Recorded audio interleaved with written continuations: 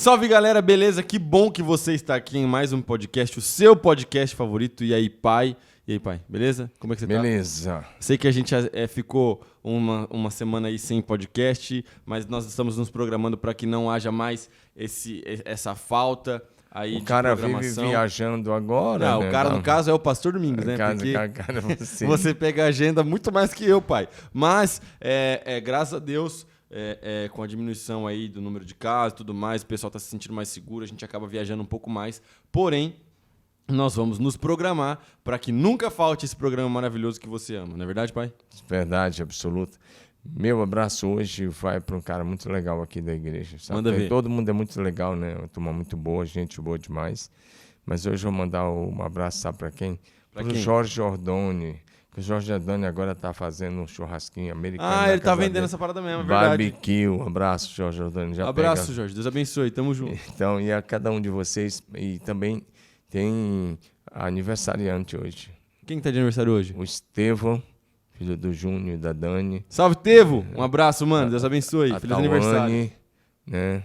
E a Aline, esposa do Jorge. Pelo menos desses três estou lembrando, mas tem um bocado aí, né?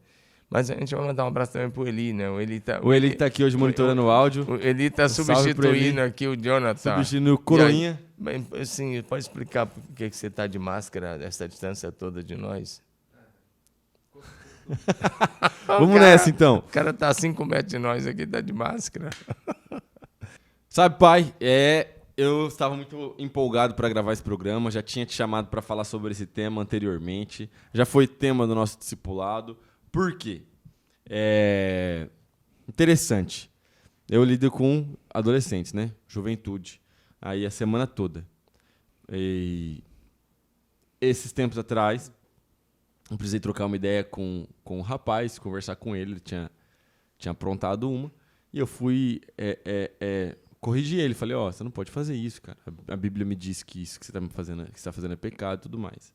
E é muito interessante, pai, porque assim, cada geração possui características. E aqui eu não estou colocando que uma geração é melhor que a outra geração. Mas é muito interessante porque hoje, o que eu percebo dessa geração é que toda vez que você vai trazer uma palavra de disciplina como pastor, uma palavra de correção, uma palavra de alinhamento, eles confundem essa palavra com uma crítica pessoal. Ele traz para si mesmo. Não, pastor, mas você não me ama. Não, pastor, mas como assim? Mas olha, mas eu estou indo na célula. Mas eu tô no seu discipulado. Eu falei, mas meu filho, eu não tô falando que você não é um cara bom, que você não tá no discipulado, que você não tá correndo comigo. Tô falando que o que você fez aqui foi errado, isso é pecado, você não pode fazer isso. E aí eu percebo uma falta de uma consciência de arrependimento, pai. E que às vezes a gente precisa... a nossa igreja sempre falou sobre isso, sempre vai falar, mas que a gente precisa trazer, por quê? Porque talvez... existe um movimento na internet aí que tenta dar uma amenizada nessa parada do arrependimento para tornar a mensagem do evangelho um pouco mais agradável. O que você acha? O que eu penso é que começa dentro de casa. Quem tem dificuldade de se arrepender, primeiro, é porque talvez nunca foi confrontado como deveria ser confrontado com algumas verdades, né? Certo. Na verdade, quando nós somos confrontados com a verdade do Evangelho, isso deve promover em nós autoconfrontação.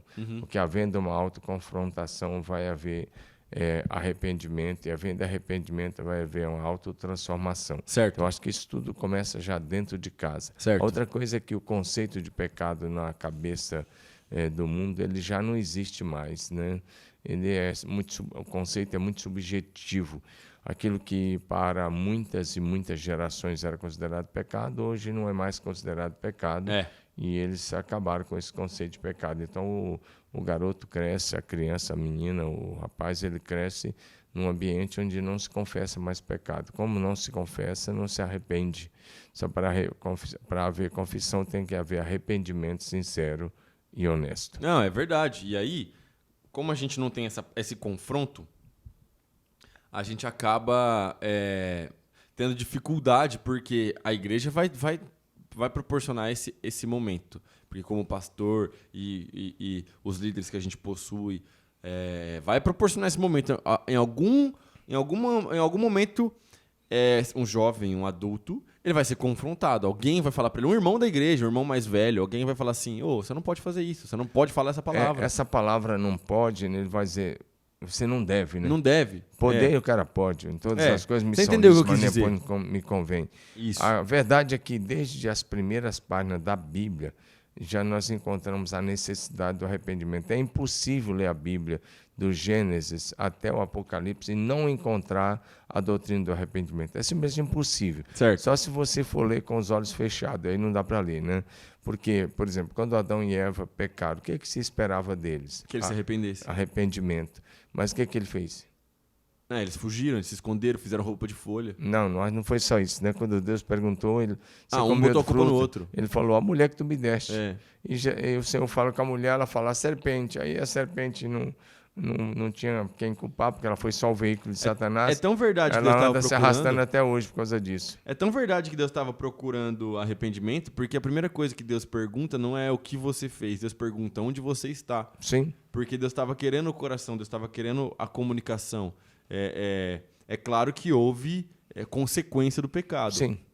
Mas quando você pega o filho deles, o Caim, quando ele mata Abel, o que Deus esperava? No mínimo, um arrependimento sincero. Como ele não se arrependeu, ele estabeleceu uma linhagem maldita na terra. Ele estabeleceu uma linhagem de gente sem o temor de Deus. Ele se afastou completamente de Deus, se tornou um cara maligno. A Bíblia diz lá em Tiago que ele era, Judas, que ele era do maligno. Do maligno. Então, ele se tornou um cara maligno, porque não houve arrependimento. Então, se você olha, esse episódio que eu citei do pecado do homem está em Gênesis 3. Em Gênesis 4 não há arrependimento, o cara se torna maligno.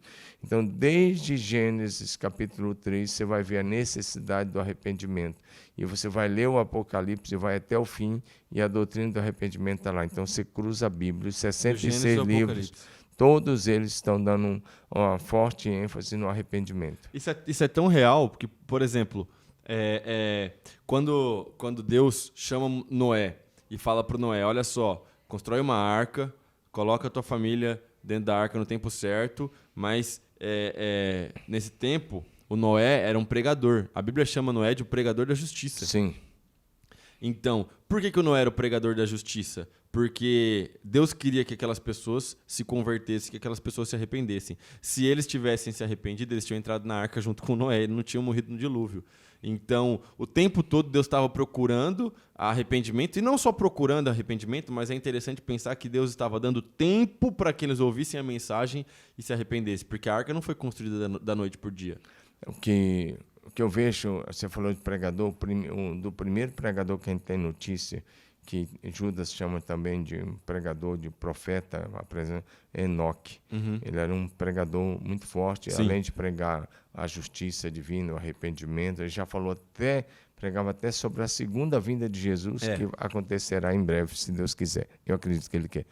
Mas quando Deus chama Noé, que você falou aí, o que Deus queria era arrependimento. Deus esperou 120 anos. Eu chamo isso de misericórdia com limites. A gente não pode usar da misericórdia de Deus. Deus chega uma hora que ele estabelece limites. Uhum. E ele chega para o Noé e fala, eu vou esperar 120 anos.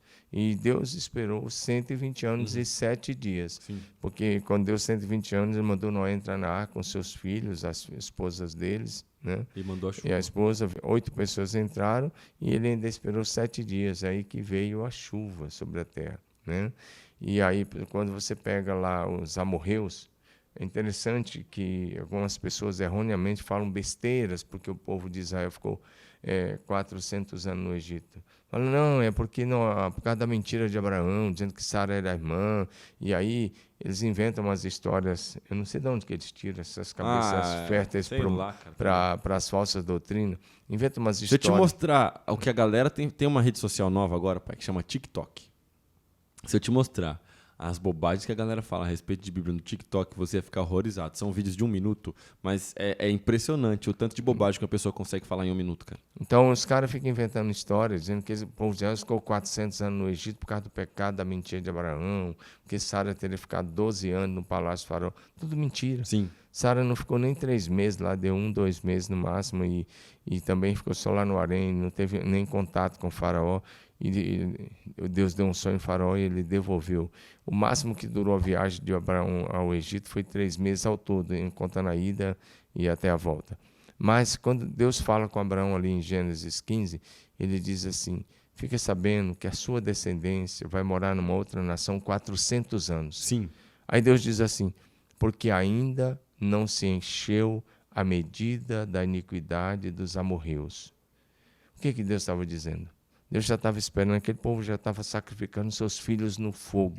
A idolatria reinava, era tudo de ruim estava acontecendo, tudo que era forma de pecado aquele povo estava fazendo. E Deus está dizendo assim: eu ainda vou esperar 400 anos.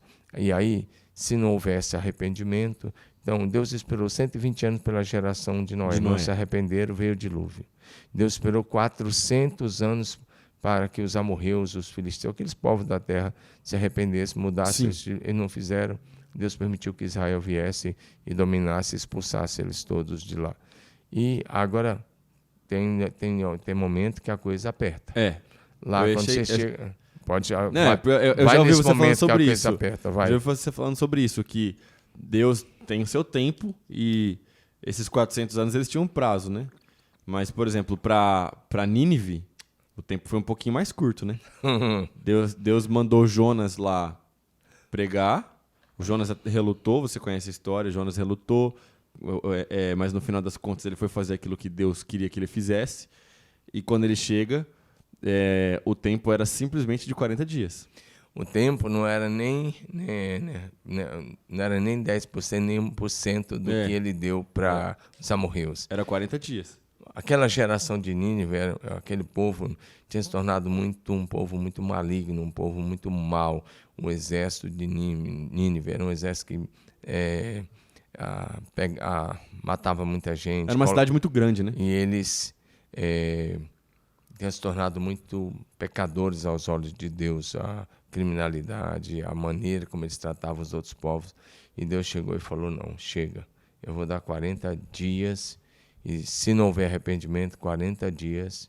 Mas o arrependimento muda tudo. Pois é, porque aconteceu lá? Houve uma diferença entre o povo de Noé, os amorreus, e o povo de Nínive. Sim. E a diferença está exatamente no arrependimento. Porque o arrependimento leva a uma troca de sentença.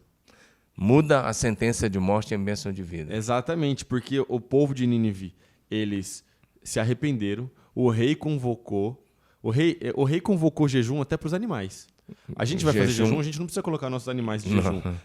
Mas aquele rei, ele não tinha um conhecimento sobre Deus, sobre o jejum, mas ele entendeu a mensagem de Jonas, ele ouviu a mensagem de Jonas, e ele foi usado por Deus, na minha concepção, para levar o povo da cidade a um arrependimento. E aí, o texto vai dizer para a gente, que a notícia chegou até ele, que é interessante a atitude do rei, é que ele sai do trono, ele fala: nesses dias eu não vou me sentar no trono. Ele sabe, primeiro, sair do trono significa que tem alguém no céu que domina sobre o reino dos homens. Ele se levanta do seu trono, ele tira as vestes reais, ele coloca a veste de pano de saco, para representar a tristeza, e convoca um jejum geral. E o jejum só tinha uma frase: vamos jejuar, vamos nos arrepender, vamos nos converter. E a frase era: quem sabe? Quem sabe se Deus muda essa sentença? Pois é. E Deus mudou. Então, mas aí, pai, o pessoal da internet é melindroso. O pessoal, eles gostam de polemizar. Polêmicas vazias. Porque daí eles vão falar assim: mas, pastor Domingos, pastor Davi, isso que vocês estão falando está no Velho Testamento. O Novo Testamento é o tempo da graça. E agora, na graça, Jesus Cristo já morreu pelos nossos pecados. A gente não precisa fazer nada. Uma vez que eu reconheço Jesus como meu Salvador, já está tudo certo. Eu sigo vivendo a minha vida e está tudo bem. Vai pro inferno do mesmo jeito. Pois é. Então, vamos mostrar agora o arrependimento no Novo Testamento, pai? Para a galera não ficar viajando? Então, só citamos essas questões aí, e tem muitas outras questões do Velho Testamento que eu quero só mencionar rapidamente. Tá? Manda só ver. Passar uma pincelada. Então, para a geração de Noé, Deus estabeleceu 120 anos. Não houve arrependimento, veio o dilúvio. Para a geração dos amorreus, Deus esperou 400 anos. Não houve mudança de vida nem arrependimento. A terra foi tirada deles. Para o povo judeu, Deus levantou profetas, tantos profetas. É bem interessante você olha a história dos judeus. Deus não poupou nem Israel, que era o povo escolhido. Deus levantou no Reino do Norte, as 10 tribos do Norte, profetas como Elias, Eliseu e tantos outros profetas que foram levantados lá para chamar o povo ao arrependimento. Eles não se arrependeram. Sim. Deus permitiu que Sargão II, no ano 730 a.C., invadisse, dominasse tudo e arrasou as 10 tribos do norte, obrigou a muitos aos homens, além de levá-los cativos para a antiga Assíria, que tinha como capital Nínive, ele obrigou os homens a se casarem com mulheres estrangeiras, as mulheres com homens estrangeiros, houve a miscigenação da raça, e nós temos o que se chama de 10 tribos perdidas do Reino do Norte. Por quê? Porque não houve arrependimento.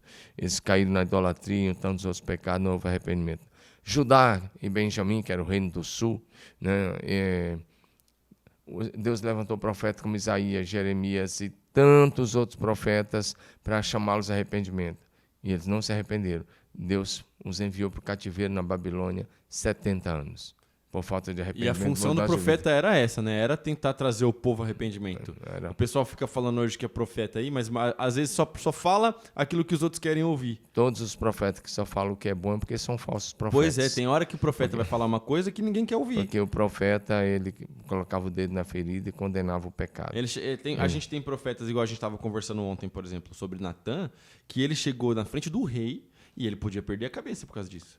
Aliás, o Davi só se tornou um homem segundo o coração de Deus e foi quem ele foi por causa de Natã do lado dele. E quem trouxe Natã de volta para Deus após aquele pecado de adultério com a Batseba e aquele pecado seguido de homicídio que ele mandou matar Urias, quem trouxe ele de volta foi o profeta Natã. E foi mediante arrependimento. Quem quer olhar a doutrina do arrependimento, por exemplo, dá uma lida no Salmo 51, como fazer uma confissão com arrependimento sincero e honesto. Sim. Davi diz assim: em pecado fui formado, em pecado me concebeu minha mãe. E aquilo foi após Natã estar com ele, e Natã foi tão firme com ele a ponto de dizer: você é digno de morte. E ele disse: eu sou. Outro rei teria matado, né? Ele conta uma história pro Davi para puxar o Davi para a realidade. Então, na verdade, ele tira essa resposta que é digno de morte direto do Davi, né? Sim, aí depois ele o diz, Natã foi extremamente inteligente, né? A história é aquela história do homem que tinha muitas ovelhas, recebe uma visita e tem um vizinho que só tinha uma ovelha, vai lá e mata a ovelha do vizinho. Sim. O Davi fica furioso e fala: esse cara que fez isso tem que pagar 4 vezes mais pela ovelha e é digno de morte. O Natã disse: correto, esse homem é você. Esse homem é você. Você que tinha tudo, você foi lá e pegou a esposa do Urias. Você é digno de morte. E Davi entendeu a mensagem, ele se arrepende. A dúvida continua. O pessoal vai falar: Pastor Domingos, você está no Velho Testamento. Sim, mas eu só estou construindo. Eu só queria que eles entendessem que Deus não poupou nem Israel, que era o povo escolhido. As 10 tribos foram destruídas porque não houve arrependimento. O exílio de 70 anos foi por falta de arrependimento. E assim a doutrina, a palavra dos profetas era sempre uma chamada ao arrependimento. Aí você vai para o Novo Testamento. Você pega o João Batista. Mateus capítulo 3, verso 1, você vai ler assim: naqueles dias apareceu João Batista pregando no deserto da Judéia e dizendo: arrependei-vos, porque está próximo o reino dos céus. A mensagem de João Batista era uma mensagem de muita confrontação, era uma mensagem muito forte, uma mensagem muito séria. Para os religiosos era mais pesada ainda, a ponto de, nesse mesmo capítulo, ele chamar os religiosos, os escribas, os fariseus, de raça de cobras venenosas, raça de víboras. E a mensagem de João Batista chegava a dizer, como por exemplo, Mateus 3:8, ele chega a dizer: o machado está colocado na raiz da árvore. Sim. Toda árvore que não dá bom fruto é cortada e lançada no fogo. Mas é 3:11 sobre isso. No verso 8 ele diz assim, que não basta arrependimento. No verso 8 o João Batista diz: produzam frutos dignos de arrependimento. Quem se arrepende, não dá, me arrependi. Quando outro dia está cometendo o mesmo erro, então você não tem fruto de arrependimento. Quem se arrepende com sinceridade e honestidade tem fruto de arrependimento. Então, a mensagem de João Batista, que promoveu o maior avivamento no deserto da história que se tem notícia, ele batizava de 4.500 a 5.000 pessoas por mês. O João Batista, a mensagem central era arrependimento. Todo mundo tinha que se arrepender. O batismo era mediante o arrependimento. Sim, com certeza. Aí que ele batizava. Aí João Batista tem o seu ministério todo voltado com o tema central, o arrependimento. Vem Jesus, Mateus 4,17, Jesus diz: arrependei-vos, porque está próximo o reino dos céus. O tema de Jesus é arrependimento do começo ao fim. Por quê? Alguém já disse, e é verdade, é mais fácil os peixes saírem dos rios, dos mares, dos lagos e hoje dos tanques e passarem a viver em cima das árvores como os pássaros, do que um pecador que não se arrepende entrar no reino dos céus. Então, o cara querer entrar no céu sem arrependimento, ele está de brincadeira. Ele nem sabe o que é. Por isso que eu falei, ele eliminou a questão do pecado. Então, o tema central da mensagem de Jesus, logo de início, foi arrependimento. Jesus chega a contar uma parábola bem interessante quando ele fala lá em Lucas capítulo 13, ele usa alguns termos de algumas pessoas que tinham morrido, como a torre de Siloé caiu sobre alguns homens que morreram, e ele diz para os outros que ele está falando: vocês acham que vocês são melhores que eles? Não, vocês não são. Se vocês não se arrependerem, vocês vão perecer. Então, Jesus é muito claro. Quando o Pedro vai pregar logo no primeiro sermão, em Atos capítulo 2, quando chega no verso 37, o auditório de Pedro, milhares de pessoas, interrompeu o sermão. Sim. E eles perguntaram: o que faremos? E qual é a resposta de Pedro? Arrependam-se. Arrependam-se. Arrependei-vos e convertei. Ele usa duas palavras. Arrependam-se e convertam-se e sejam batizados em nome do Senhor Jesus para perdão dos pecados. Sim. Então vocês vão receber o dom do Espírito Santo. Então, Pedro é muito claro: você arrependam-se, convertam-se, sejam batizados nas águas e recebam o dom do Espírito Santo. E que é o que a gente faz aqui na igreja, Sim. né? A gente prega exatamente sobre arrependimento, conversão, batismo, e enchimento com o Espírito Santo.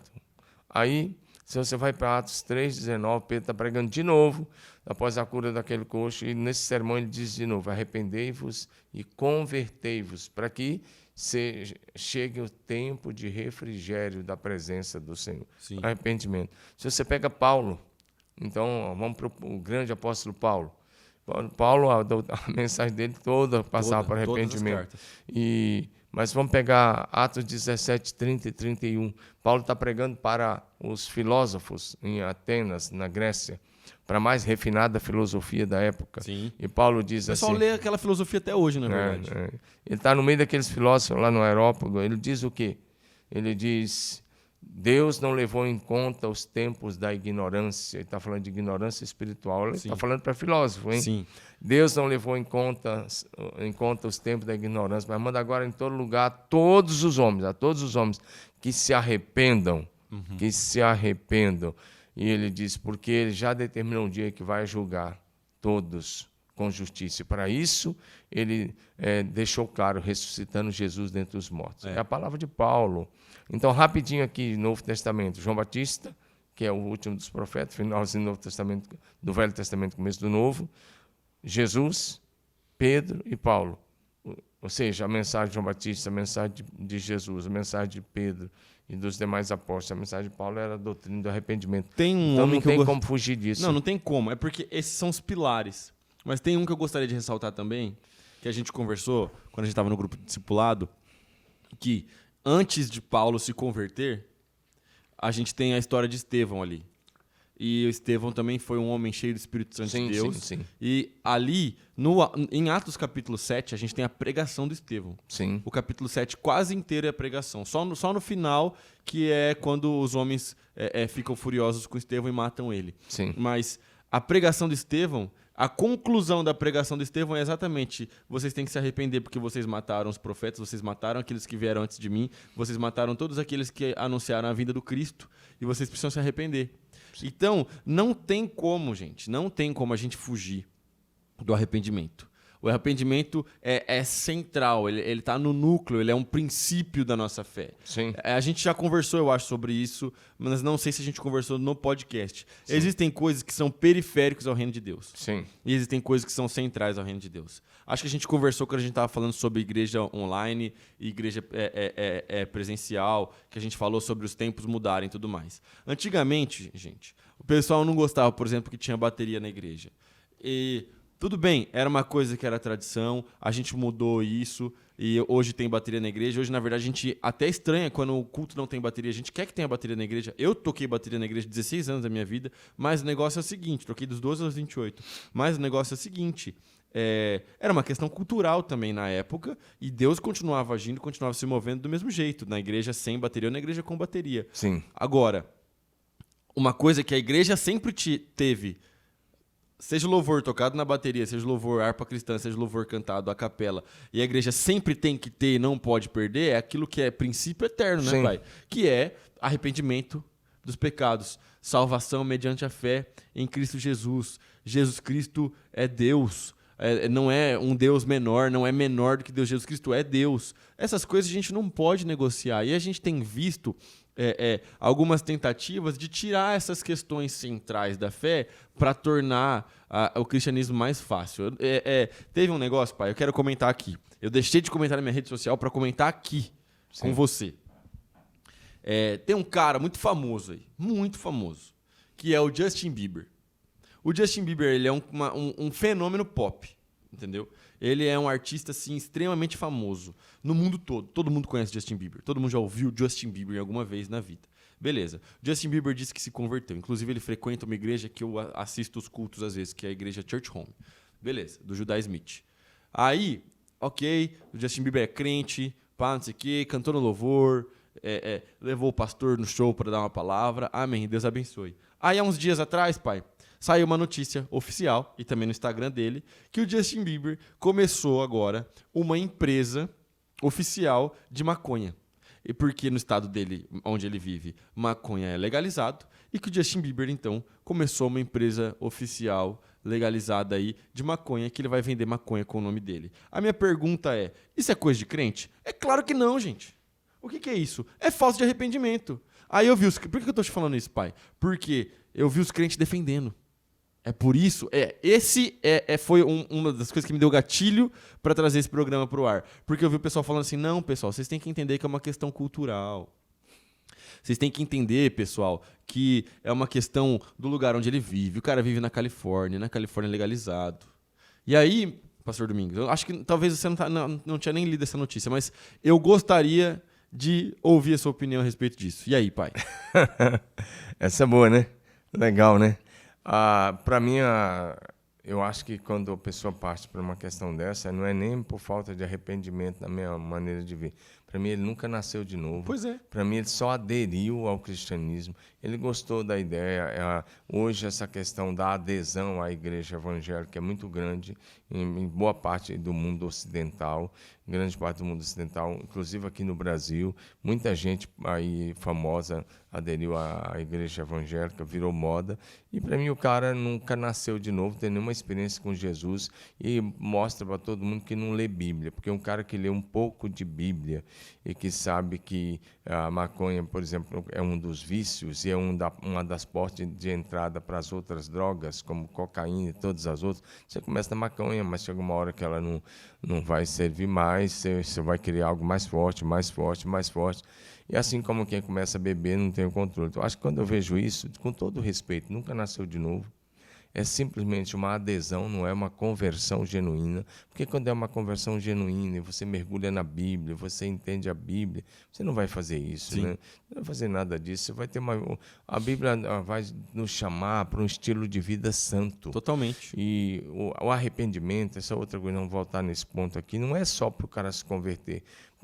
Tem que se arrepender para se converter, porque não tem conversão sem arrependimento, não tem novo nascimento sem arrependimento, não tem mudança de vida sem arrependimento. Certo. Mas, quando você está na igreja, você tem que se arrepender todo dia. Todo dia. Por exemplo, nós já vamos voltar lá no ator aí que você mencionou, que é muito famoso. Mas só nesse ponto aqui. Porque, às vezes, eu vejo... antes de entrar aqui na doutrina do arrependimento, para os cristãos nascidos de novo, quando eu vejo isso e eu vejo essas pessoas defendendo, os que defendem também a mesma coisa, não lê Bíblia, não nasceram de novo, são apenas convencidos e apenas aderiram ao estilo de vida cristão. Porque se você tem uma experiência genuína com Jesus, e você sabe quem é Jesus, e você sabe o que ele pede de você, para você ser sal da terra e luz do mundo, para você andar na contramão, para você não se conformar com esse mundo, para você não tomar a forma desse mundo, para você ser diferente... Não, meu querido, não dá. Ou você... Porque tem tanta coisa que a sociedade defende hoje e o padrão do cristianismo para nós não é o que a sociedade quer que nós sejamos. O padrão é a Bíblia. Eu fico com a Bíblia. A Bíblia é o manual do cristão. Eu fico com o que Jesus diz. E aí, se você conseguir ver Jesus fumando um baseado, então você vai servir esse Jesus do baseado, que não é o Jesus da Bíblia. É verdade. Então, aí você vai para esse lado aí. É isso. E você cria o teu próprio Deus, cria o teu próprio Jesus aí, cria o teu estilo de vida e você vai chamar de Deus, que é um Deus segundo a tua imagem, conforme a tua imaginação. Porque o Deus da Bíblia, ele quer que nós sejamos transformados de glória em glória, de fé em fé, na mesma imagem e semelhança de Jesus, com um estilo de vida completamente santo, completamente separado, completamente diferente e na contramão de tudo que a sociedade quer impor. É isso. Cultural. O pessoal falou, não, mas é cultural, ele está num lugar que é legalizado. Gente, então vamos lá. Então, se em algum lugar do mundo for cultural cometer adultério, isso significa que o cristão nesse lugar ele pode cometer adultério? Eu vou pegar uma outra coisa. Nos Estados Unidos todo é legalizado o aborto. Então, os cristãos aí, os chamados evangélicos, também vão abortar normal. Totalmente. É isso. E nós, com todo o respeito, nós somos contra o aborto, porque para nós é uma vida que está ali. Sim. E nós somos pela vida. Nós somos contra o aborto. Como nós somos contra o divórcio, somos contra uma série de outras coisas aí, que o cristão tem que se posicionar de acordo com os princípios bíblicos, em favor da vida, em favor da família, em favor da sua nação, em favor do próximo, de cuidar, de amar, mas Sim. sem cometer essas outras coisas. Então, significa que se o país legalizou a pena de morte, o cristão vai matar? Peraí, não é por aí o caminho. A gente tem que entender o seguinte, é exatamente isso. Primeira coisa, a palavra de Deus, para o cristão, ela tem que estar acima da cultura. Sim. Se a palavra de Deus para o cristão não está acima da cultura, então não dá para chamar esse cara de cristão, é simples. Por quê? Porque as culturas mudam e as culturas elas são corruptas em si mesmas. Qualquer sistema desse mundo é corrupto, gente. A gente tem que entender isso, tá? A gente não faz parte do sistema desse mundo, a gente faz parte da cultura do céu. Sim. A gente faz parte do reino de Deus. Então qualquer coisa desse mundo é corrupto. Por quê? Porque foi corrompido pelo pecado. Primeira coisa. Então, é cultural. Não, gente, não é cultural. Qualquer coisa. Eu citei o Justin Bieber só para falar essa questão, por quê? Porque gerou esse debate na internet. E gerou essa reverberação no meio gospel e dividiu as pessoas. Uma galera falando que não, que tá tudo bem, porque ele não tá cometendo um crime, tá dentro da lei. Aí eu falei, não, peraí, gente. Não é assim que funciona. Mas diante de Deus está cometendo um grave pecado. Exato. E não tem absolutamente Segunda coisa, nada. a respeito, tanto maconha, álcool ou qualquer outra coisa. Gente, a Bíblia nos diz e deixa muito claro, do Gênesis ao Apocalipse, a gente não pode simplesmente pegar um versículo isolado, a gente tem que fazer igual meu pai estava fazendo. É porque se deixar, gente, vocês não estão entendendo, meu pai é uma máquina de Bíblia, a gente fica 1h30 aqui, meu pai falando versículo de cor. Mas qual que é a parada? Olha só. A gente tem que fazer um panorama. E quando você vai do Gênesis ao Apocalipse, você percebe o quê? Que nós devemos ser o povo da sobriedade, pai. Sim. Na verdade, a Bíblia é muito clara que nós devemos ser o povo que vive sóbrio, não o povo que vive chapado. Então, essa questão de você defender qualquer vício, é igual quem defende a bebida alcoólica, é igual quem você tem que fazer uma escolha. Sim. E a escolha nossa vai na contramão. Então, nosso manual, nós já temos um manual. Eu lembro bem que um dia nós estávamos aqui, nós tínhamos recebido um professor lá de Botsuana, um professor, artista. Ele veio aqui 2 vezes, esse professor, aqui em Marília. Nós recebemos ele aqui, ele ficou alguns dias aqui. Certo. E na segunda viagem que esse professor estava aqui, ele é um professor muito conhecido, ele é artista, plástico, enfim. Ele estava aqui. E eu trouxe também, na mesma época, o John Robert, que é da Costa do Marfim, que tem uma igreja enorme, Igreja Batista, Missões e Milagres, Obras e Milagres. John Vou pegar Robert. aqui. É a Igreja Batista, Obras e Sinais, alguma coisa assim. E uma igreja lindíssima em Abidjan, capital da Costa do Marfim. Inclusive, alguns irmãos daqui da igreja foram lá. E aí nós estávamos numa conversa e o John Robert estava dando uma palestra com nossa liderança e esse professor estava na palestra. Deu até dó, porque ele disse que o evangelho na Botsuana não crescia por causa da cultura, porque não era cultural fazer algumas coisas. E o John Robert pegou a Bíblia, levantou a Bíblia e disse, mas esse livro aqui está acima de todas as culturas, então nós não... E aí, ele, em outras palavras, o John Robert estava dizendo, sabe o quê? Quando uma lei da terra contraria a lei do céu, obedece-se à lei de Deus, segue-se a lei de Deus. Quando a cultura dos homens contraria a palavra de Deus, obedece-se à palavra de Deus. É isso. A palavra de Deus está acima de toda e qualquer cultura, e o evangelho que nós vivemos é contra a cultura deste mundo secularizado. Sim, é isso. Eu pesquisei aqui, a Igreja Batista Obras e Missões. Obras e missões. E é isso mesmo. Então, assim, a palavra de Deus nos deixa muito claro que tem que haver arrependimento diário. Tem que haver arrependimento no momento que a gente é salvo, sim, mas tem que haver arrependimento diário. O Davi já era salvo quando ele pecou. O rei Davi. Claro. Só que ele teve que se arrepender naquele momento. E arrepender mesmo. Teve... Porque se ele não se arrependesse, ele já tinha entristecido o Espírito Santo. O próximo passo, ele tinha visto acontecer com o antecessor dele.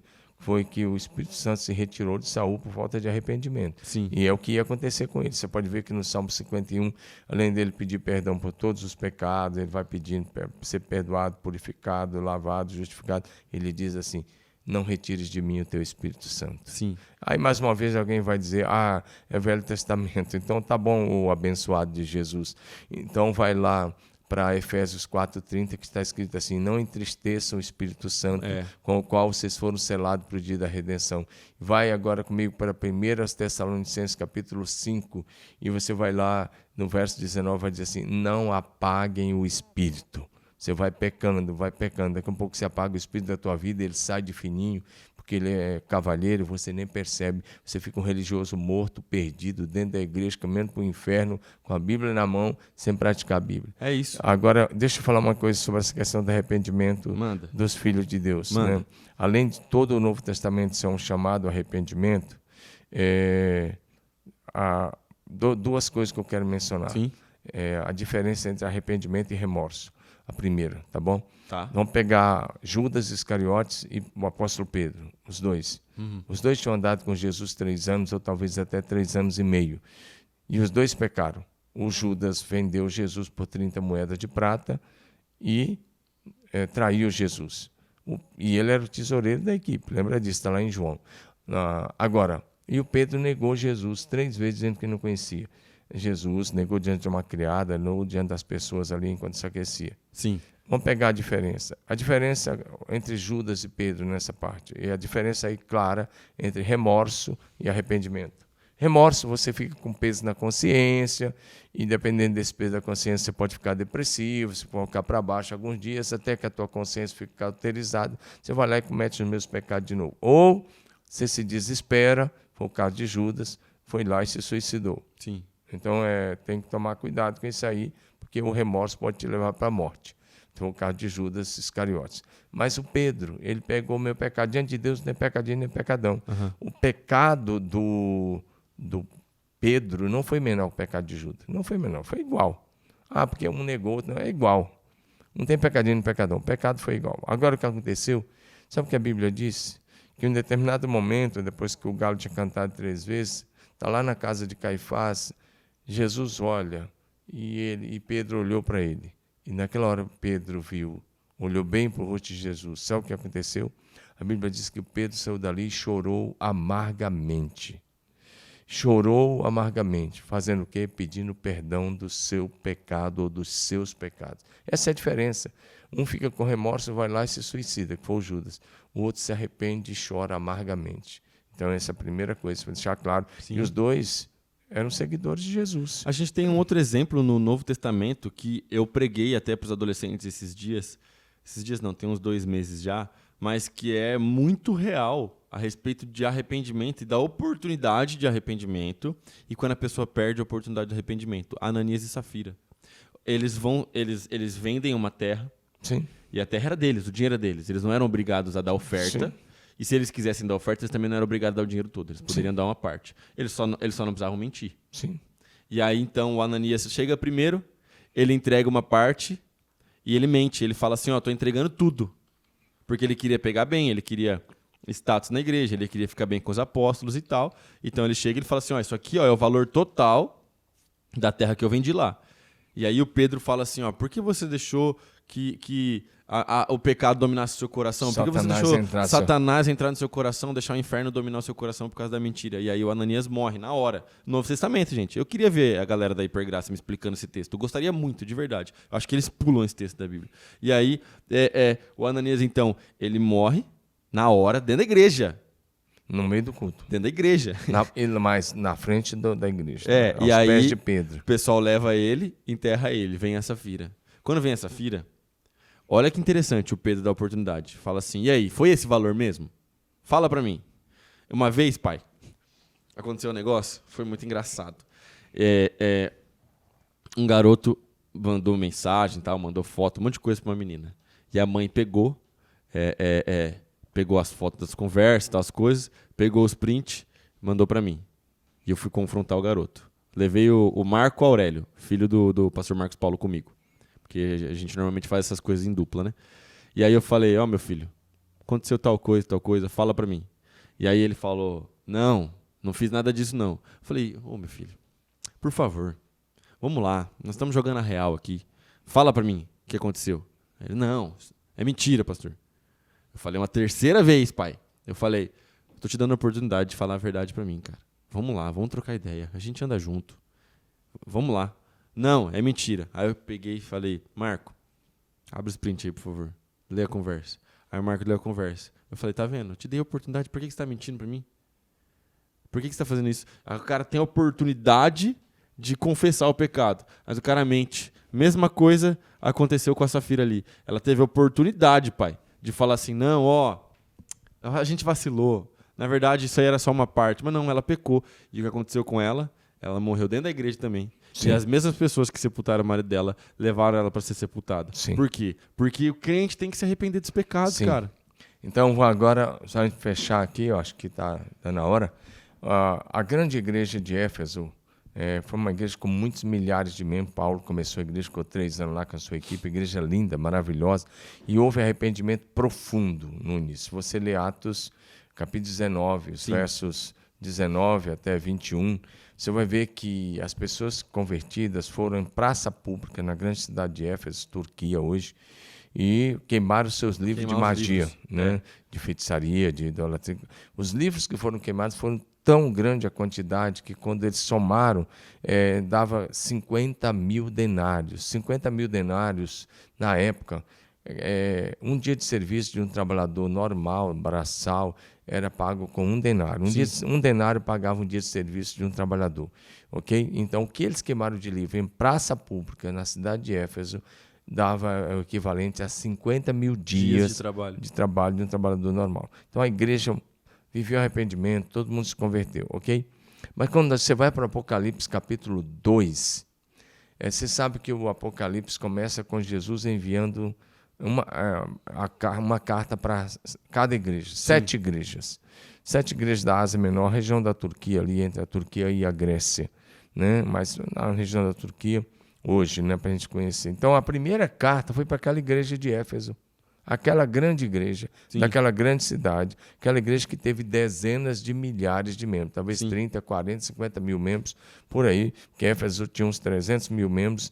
Tem gente que chega a dizer até 100 mil membros, eu não chego a tanto, mas dezenas de milhares. A igreja tinha 100 mil membros, eles falam? Chegam a dizer que pode ter tido 100 mil convertidos, alguns teólogos. Eu não chego a tanto, mas algumas dezenas de milhares de convertidos, sim, porque a cidade toda foi evangelizada e toda aquela região.